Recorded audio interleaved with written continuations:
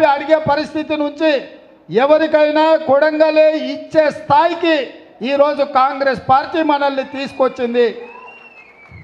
రాష్ట్రంలో ఉండే 119 నియోజకవర్గాలలో ఏ అభివృద్ధి జరగాలన్నా, ఎవరు ఎన్నికల్లో పోటీ చేయాలన్నా ఇవాళ ఈ కొడంగల్ నిర్ణయం చేసే స్థాయికి ఈరోజు కొడంగల్ రానిచ్చింది అని అంటే మీ అందరి కష్టము, మీ అందరి కృషి, పెద్దవాళ్ళ ఆశీర్వాదంతో ఇవాళ మనం ఈ స్థాయికి ఎదిగినాం.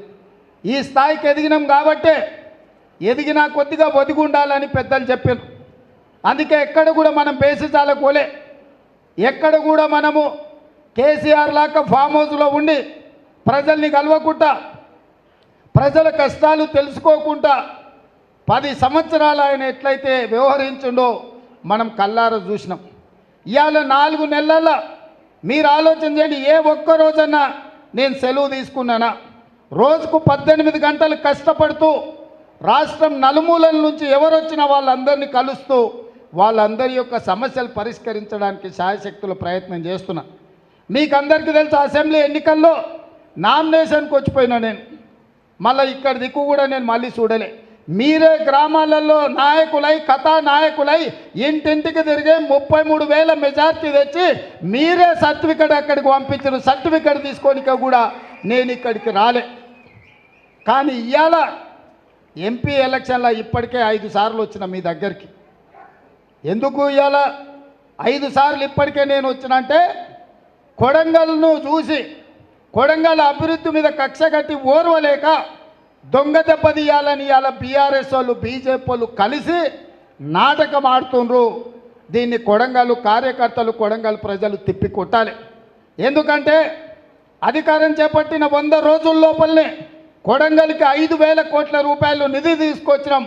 ఇవాళ మక్తల్ నారాయణపేట కొడంగల్ ఎత్తిపోతల పథకానికి 4,000 కోట్ల రూపాయలతోని 1,30,000 ఎకరాలకు నీళ్ళు ఇచ్చే మన జీవనాధారం ప్రతి ఎకరాకు నీళ్ళు ఇవ్వాలని ఇవాళ పథకం తీసుకొచ్చినాం. ఈ పథకాన్ని నేను సూటిగా ఆరోపణ చేస్తున్న డీకే అర్ణమ్మ మీద.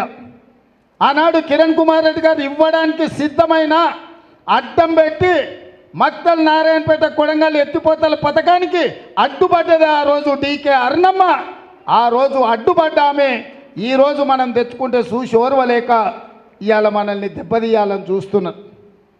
ఆమెనే మంత్రిగా ఉండే, ఈ పక్కనే నాది నారాయణపేట మక్తల్, ఇక్కడనే నేను పెరిగినా అన్న సంతోషం. తల్లి నువ్వు ఇక్కడనే పెరిగినావు, మేము కూడా ఒప్పుకుంటాం. మీ అమ్మమ్మలో ఊరు కూడా గీనే, మన మండలమే, మద్దూరు మండలం. ఏ ఊరే? ఈ పక్కనే పెదిరిపాట్ల ఆమెకు చుట్టాలు ఉన్నారు, నాకు కూడా తెలుసు అర్ణమ్మ చుట్టాలు.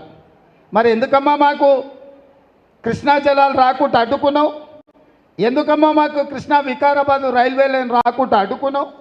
ఎందుకమ్మా నువ్వు మంత్రి పదవి దిగిపోయే వరకు మా మద్దూరు కోస్గికి డబుల్ రోడ్ ఇవ్వలేదు? ఎందుకమ్మా దామరగిద్ద నుంచి మా మద్దూరుకు డబుల్ రోడ్ వేయలేదు?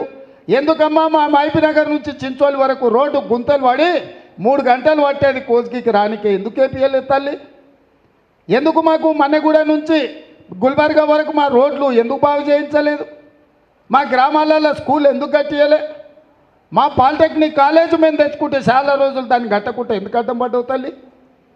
మా దౌలతాబాద్కు, మా బొమ్మరాజ్పేటకి ఇవాళకి జూనియర్ కాలేజీలో మొన్న నేను వచ్చి తెచ్చుకునే వరకు ఎందుకు ఇవ్వలే తల్లి?